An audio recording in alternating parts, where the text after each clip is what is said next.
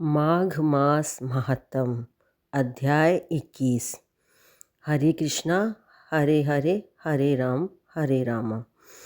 माघ मास में तिल का उपटन, तिल से मिश्रित जल का स्नान, तिल का हवन, तिल का दान, भोजन में तिल का प्रयोग बहुत अच्छा होता है, पाप नाशक होता है। इस माघ महीने में जो तिल का दान करते हैं, कहते हैं कि जितने तिल आप दान करते हैं उतने दिन आपका वैकुंठ में निवास होता है। भोजन में भी तिल का प्रयोग करें और एक दिन नदी में स्नान जरूर करें, ये हमारे शास्त्रों में वर्णन किया गया है। भगवान विष्णु अपनी पूजा से भी उतने प्रसन्न नहीं होते जितने कि माघ स्नान करने से होते हैं।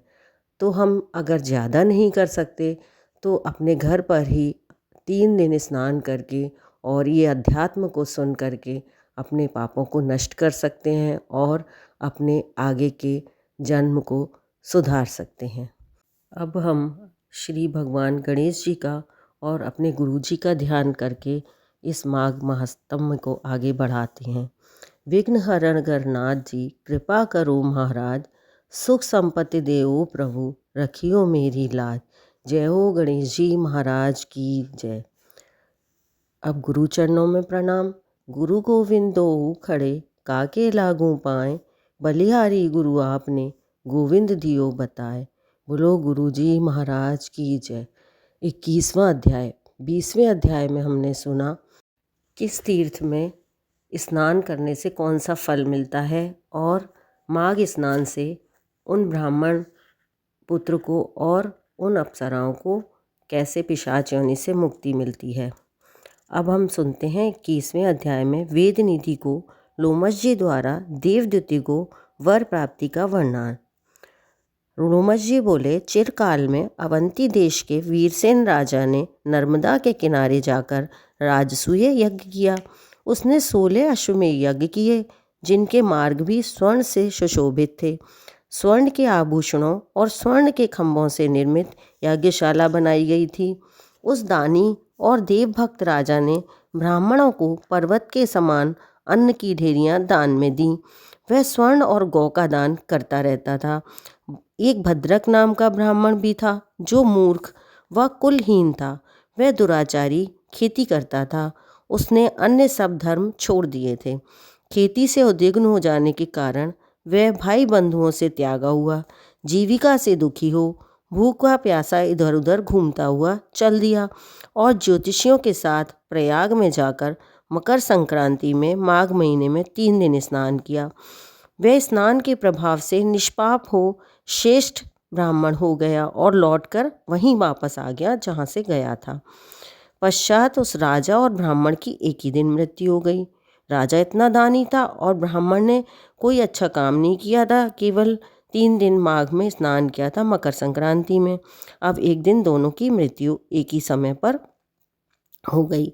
मैंने उन दोनों की इंद्र के पास में बराबर की गत देखी। तेज, रूप, बल, स्त्री, देवयान, अलंकार तथा पारिजात की माला आदि सब समान थे उनके लिए और इन दोनों के आगे नाच और गान भी समान था। प्रयाग क्षेत्र का ऐसा प्रभाव देखकर उसका क्या महात्म्य कहा जाए। हे ब्राह्मण, प्रयाग में माघ स्नान राजसूय यज्ञ के बराबर होता है। माघ महीने की हवा गंगा जमुना के संगम के जल को स्पर्श कर जिसके शरीर पर लगती है उसके लगने मात्र से पाप दूर भागते हैं, अर्थात वह वायु भी बड़े बड़े दुखों को नष्ट कर देती है। किसी भी तीर्थ में किए हुए पाप का फल माघ महीने में प्रयाग में स्नान करने से नष्ट हो जाता है।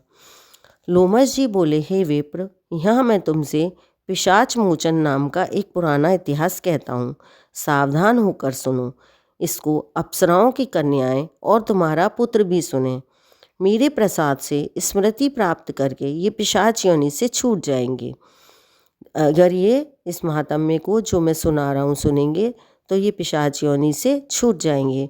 पूर्व समय में देवद्युति नाम का एक वैष्णव था, ब्राह्मण था, जो अत्यंत दयालु और वेद पारंगत था। उसने पिशाचों को मुक्त किया था। वेद निधि जी बोले, वह कहाँ का रहने वाला, किसका पुत्र था और किस पिशाच को उसने मुक्त किया, हे महामुनि, ये सब वृतांत विस्तार पूर्वक कहिए। लोमश जी ने कहा, प्लक्ष से निकली हुई सुंदर सरस्वती के किनारे पर पर्वत के ऊपर उनका रहने का स्थान था। शौल, ताल, तमाल, वेल, बकुल, पाटल, इमली, चिरबेल, आम, चंपक, करंजा, बिजौरा, केसर, पीपल, तिलक, कनेर, कुंभी, खेर, तंदुक, बानीर, शाल्व, जंबीरी, नींबू, पीलू, गूलर, बेंत, शाखोट, आड़ू, करहाट, वटवृक्ष, घोंटा, कूटज, पलाश, अशोक, जामुन, नीम, कदम्ब, खिरनी, नारंगी, करौंदा व केले के वृक्षों के समुदाय से सुशोभित नारियल, सप्तपर्ण, त्रिपत्र, सिरस, सुंदर आंवले, करकन्यू, लकुच, पारिभद्र, वच, केतकी, शिशुमार, तगर, कुंद, मल्लिक, कमल, कल्हार, मालती, चमेली, जायफल, नागकेशर, सुआटेसु, वरवरी और तुलसी आदि के वृक्षों से हे ब्राह्मण वह आश्रम शोभायमान था और कोई भी ऐसा पुण्यवान वृक्ष, फूल, कंद नहीं था जो वहाँ ना हो। वहीं जंगल के बीच में पवित्र जल वाली सरस्वती नदी बह रही थी। वहाँ सारस मीठे स्वर से गूंजते थे, कोयल कूकती और भौरे गुंजारते रहते थे। तोता मैना के शब्द से बड़ा कोलाहल रहता था। वहाँ अनेक प्रकार के जंगली पशु घूमते रहते थे। वहाँ के वृक्ष फल फूलों से सदा लदे रहते थे। वह वन रजकण से धूमिल तथा मधुमक्खियों के पराग के छत्तों से पूर्ण था। नई नई मंजरी तथा पल्लव वाली लताएं वृक्षों से ऐसे लिपटी हुई थीं मानो स्त्रियां अपने पतियों से आलिंगन कर रही हों। उस आश्रम के तपस्वी ब्राह्मणों के शाप के भय से सुगंधित वायु भी मंद मंद चलती रहती थी। मेघ पाषाण वृष्टि नहीं करते थे और सूर्य जल व वनस्पतियों को नहीं सुखाते थे। उस वन में किसी भी प्रकार का कोई उपद्रव नहीं था। वहाँ सिद्ध पुरुष ही सदा रहते थे। वह वन चैत्ररथ वन के समान आनंद देता था। उसी वन में द्विजवर धर्मात्मा देवद्युति सुमित्र ब्राह्मण का पुत्र, जो लक्ष्मी नारायण के वर से पैदा हुआ था, रहता था। अब उसके नियम को सुनो। वह सदैव अपनी आत्मा को स्थिर किए हुए गर्मी के दिनों में अपने नेत्र सूर्य की तरफ करके पंचाग्नि से तप करता रहता था। वर्षा के समय में खुले मैदान में बैठकर तपस्या करता था। कठिन हवा चलने पर हिमाचल पर्वत की तरह स्थिर रहता था। वह ब्राह्मण हेमंत ऋतु में फूस और माघ में सारस्वत सरोवर में बैठकर तप करता था और शुद्ध जल का स्पर्श करके त्रिकाल संध्या उपासना करता था। पितर, देव तथा ऋषियों को श्रद्धापूर्वक प्रत्येक दिन तर्पण करता था। अग्नि में श्रद्धा से होम करता था, हवन करता था। चांद्रायण व्रत की विधि से वह समय बिताता था। नित्य ब्रह्म यज्ञ करता था। सत्यवादी और जितेंद्रिय था। पृथ्वी के ऊपर विश्राम लेकर भगवान हरि की विनती करता था। स्वयं वृक्ष में गिरे हुए फल तथा पत्तियों का ही भोजन करता था। तोड़कर नहीं खाता था, केवल जो गिरे हुए होते थे उसी को खाता था। बिना किसी प्रकार के उद्विग्न हुए तपोनिष्ठ वेद वेदांगों में पारंगत उस ब्राह्मण की केवल नाड़ियाँ और हड्डियाँ ही दिख पड़ती थीं। इस प्रकार उसको इस वन में तप करते हुए 1000 वर्ष व्यतीत हो गए। तब उसके तप के तेज से वह पर्वत प्रज्वलित हो उठा। वह अग्नि के समान प्रकाशमान दिख पड़ता था। उसके तेज को कोई प्राणी सहन नहीं कर सकता था। उस जंगल में शत्रुता रहित व्याघ्र, मृग, चूहे, बिल्ली सभी निर्भय होकर एक साथ घूमते थे। उसका दूसरा अति कठिन एक नियम और सुनो। वह प्रतिदिन नारायण का त्रिकाल पूजन करता था। खिले हुए सुगंधित अछूते 1000 फूलों से वेद सूक्त की विधि से विष्णु भगवान का पूजन करता था। वह विष्णु भगवान की प्रसन्नता के लिए ये सब काम करता था। दधीचि ऋषि के वरदान से वह श्रेष्ठ वैष्णव भक्त हो गया। एक दिन वह वैशाख के महीने में एकादशी के दिन आनंदमग्न हो हरि भगवान की पूजा करके विचित्र स्तुति करने लगा।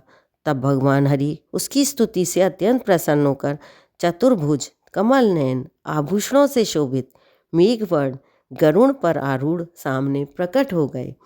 उनको प्रत्यक्ष अपने सामने देखकर उस ब्राह्मण का शरीर रोमांचित हो गया और प्रसन्नता के आंसू उसकी आंखों में भर आए। उसने अत्यंत कृतकृत्य हो पृथ्वी पर गिरकर उनके चरणों में प्रणाम किया और अत्यंत प्रसन्नता के कारण शरीर की सुध बुध भूल गया। भगवान को देखते ही अपने वो होश खो बैठा। तब भगवान श्री हरि ने प्रेम पूर्वक उस वैष्णव मुनि से कहा, हे देवदूती, मैं जानता हूँ कि तुम मेरे भक्त हो और मेरे ही आश्रित हो। तुमने ये सब कर्मों को छोड़ दिया है। तुम्हारा मन सदैव मुझ में ही लगा रहता है। हे पाप रहित, तुम्हारे स्तोत्र से मैं अत्यंत प्रसन्न हूँ। तुम वर मांगो।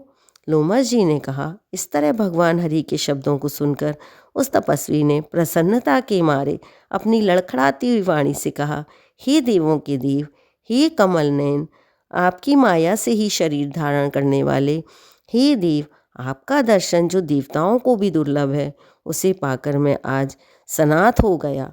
अब मुझको और कुछ भी नहीं चाहिए। ब्रह्मादिक सब देवता, सनकादिक ऋषि तथा कपिलादिक सिद्ध लोग आपका दर्शन पाने को सदैव लालायित रहते हैं। ममता रूपी मैं और हमारा अर्थात अहंकार रूपी शुभ और अशुभ बंधन जो मोह के मूल हैं, वह भी आपके दुष्कर दर्शन मात्र से समूल नष्ट हो जाते हैं। मेरे जन्म, कर्म और बुद्धि आदि का फल सब कुछ मुझे प्राप्त हो गया, जो मुझको आपका दुर्लभ दर्शन हुआ। हे जगत के स्वामी, इससे बढ़कर और क्या हो सकता है। हे देवेश, आपके चरण कमल मेरे हृदय में विराजमान रहें। मैं सदैव अंतरात्मा से भक्तिपूर्वक आपका चिंतन करता रहूं। आप में मेरी भक्ति सदैव अचल रहे। हे कमलानाथ, मैं केवल यही वर मांगता हूँ, मुझे और कोई दूसरा वर नहीं चाहिए।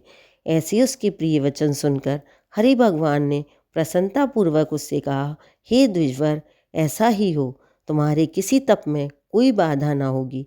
जो मनुष्य तुम्हारे कहे हुए इस स्तोत्र को सुनेंगे, उनकी मुझ में अचल भक्ति होगी तथा जो कुछ धर्मकार हैं वे भी उन सब में सांगोपांग विद्वान रहेंगे और उन लोगों की ज्ञान में परम निष्ठा होगी। ये कहकर भगवान अंतर ध्यान हो गए। 21वां अध्याय समाप्त होता है। देखो, जब तक जीवन है और ये जीवन क्षण भंगुर है, इस शरीर का हम उपयोग करके सारे पापों को मुक्त कर सकते हैं। और रामायण में भी तुलसीदास ने कहा है कि कलयुग केवल नाम आधारा। यदि हम पूरे दिन अपने मन में भगवान का चिंतन करते रहें, नाम बोलते रहें, जब भी हमें समय मिले, तो उससे हमारा उद्धार हो जाएगा। देखिए, इस जीवन के लिए तो हमने बहुत कुछ धन संपत्ति जोड़ कर रखी है, लेकिन हम अगले जन्म के लिए, अपने आगे के उद्धार के लिए भी हमें कुछ करना चाहिए, क्योंकि केवल एक भगवान का नाम ही है जो हमारे साथ जाएगा और सब कुछ यहीं रह जाएगा। अगर हम इस महात्म को दूसरों को शेयर करते हैं तो ये भी एक तरह का दान है, क्योंकि इससे हमारे शास्त्रों की प्रसिद्धि होगी, लोगों को ज्ञान होगा कि हमारे शास्त्रों में क्या लिखा हुआ है। इसलिए इससे भी हमें बहुत अधिक लाभ मिलता है। बोलो विष्णु भगवान की जय, माँ लक्ष्मी जी की जय। आप सबसे एक रिक्वेस्ट है कि प्लीज़ हमारे चैनल को लाइक, शेयर एंड सब्सक्राइब करें। नमस्कार।